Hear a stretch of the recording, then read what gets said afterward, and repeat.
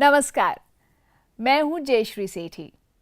पाठ्यपुस्तक सारंगी से मजेदार कहानियां और कविताएं लेकर आपके सामने हूं। कुछ सुनेंगे, कुछ गुनगुनाएंगे, कुछ देखेंगे और कुछ लिखने और सीखने की कोशिश करेंगे। सबसे पहले बात खेल गीत की। बताइए, खेल गीत कौन से होते हैं? किन गीतों को हम खेल गीत कहते हैं? आसान है, खेलों को खेलते समय गाए जाने वाले गीत खेल गीत। मैं जब छोटी थी तो मैं 2 खेल अक्सर खेला करती थी और उसमें हम ये गाया करते थे, अक्कड़ बक्कड़ बम्बे बो 80-90 पूरे 100। याद है आपको? या फिर वो वाला, पोशंपा भई पोशंपा डाकियों ने क्या किया, 100 रुपए की घड़ी चुराई। तो ऐसे गीत जो बच्चे हम मिलकर गाते हैं, गुनगुनाते हैं और खेल खेलते हैं।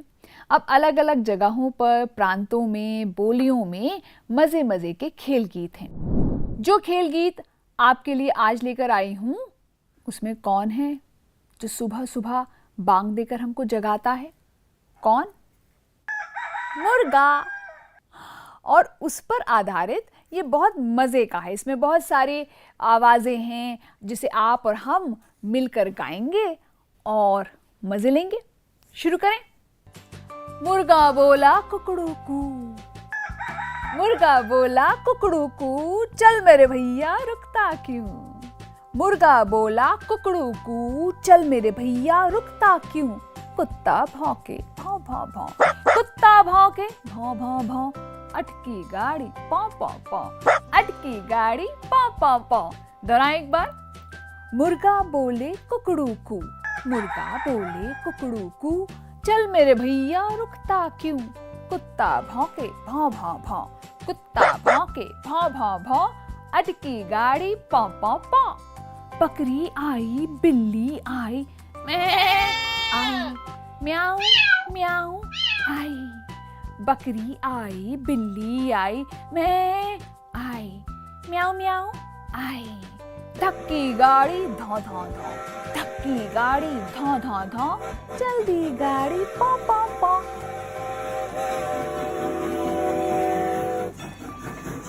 ये था एक मजे का खेल गीत। आपने इसका चित्र देखा?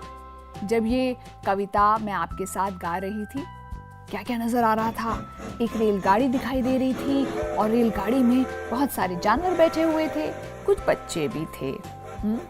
तो मुझे ये बताओ, कौन कौन सी आवाजें थी इस खेल गीत में? बताओ, सोचो सोचो।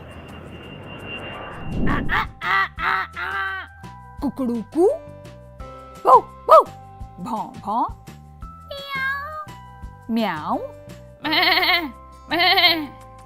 ये आपने आवाजें सुनी थी ना? इन आवाजों के आधार पर आप जानवरों को भी तो पहचान सकते हैं। कई बार हम केवल आवाजें सुनते हैं और बता देते हैं कि कौन से जानवर हैं। कुकड़ूकू, बताइए कौन सा जानवर? मैंने जैसे ही बोला कुकड़ूकू, आपने सोचा मुर्गा। मैंने जैसे ही कहा मैं, आपने कहा बकरी। मैंने जब कहा म्याऊ, आपने कहा बिल्ली। तो मैंने आवाज बोली और आपने उस जानवर को पहचान लिया। ये तो जानवरों की आवाजें थी। 2 आवाजें और थी इस खेल गीत में। जहां तक मुझे याद है वो जानवरों की तो नहीं है। तो बताइए किसकी आवाजें हैं वो? पौ पौ, धौ धौ। सोचिए, यह है गाड़ी की आवाज। जब गाड़ी का हॉर्न बजता है तो पौ पौ जैसी आवाज आती है कि नहीं आती है? आपने सड़क पर बहुत सी गाड़ियां देखी होंगी। हर गाड़ी की एक अलग आवाज है। उन आवाजों को सुनना और लिखने का प्रयास करना। मैं आपकी सहायता कर देती हूँ।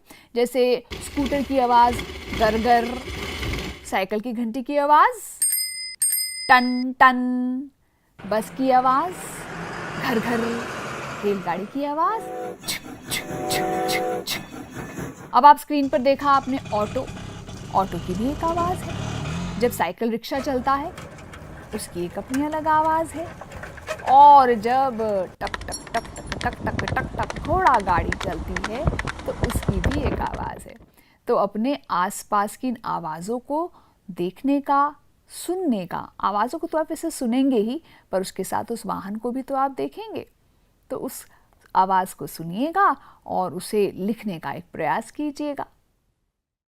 अब बनाते हैं एक कहानी। मैं नहीं, आप और हम मिलकर बनाएंगे।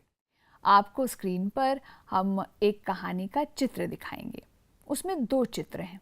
आपको चित्रों को देखना है और अंदाज़ा लगाना है, अपनी कल्पनाशीलता से बताना है कि क्या हो रहा है और इसके आगे क्या होगा। कहानी तभी तो आगे बढ़ेगी। तो देखिए, ये रहा पहला चित्र।